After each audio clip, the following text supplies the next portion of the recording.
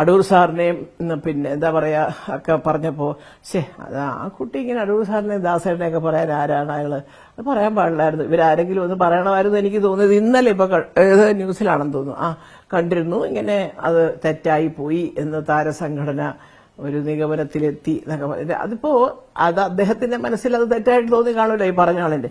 പക്ഷേ നമ്മൾ ആ ഫീൽഡിൽ നിൽക്കുന്ന ഒരു ഗുരുസ്ഥാനീയരായിട്ട് കാണും, പ്രത്യേകിച്ച് ദാസേട്ടൻ.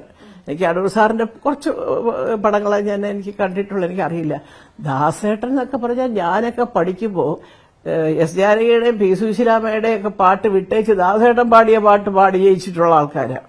അപ്പൊ കാലം എത്ര ആലോചിച്ചു നോക്കും. അപ്പൊ അദ്ദേഹത്തിനെയൊക്കെ പറഞ്ഞു കഴിയുകയാണെങ്കിൽ അത് വാസ്തവത്തിൽ അത് തെറ്റായിപ്പോയി. അപ്പൊ അതിനെങ്കിലും വാസ്തവത്തിൽ മാപ്പ് പറയേണ്ടതാണെന്നാണ് എന്റെ ഒരു വിശ്വാസം.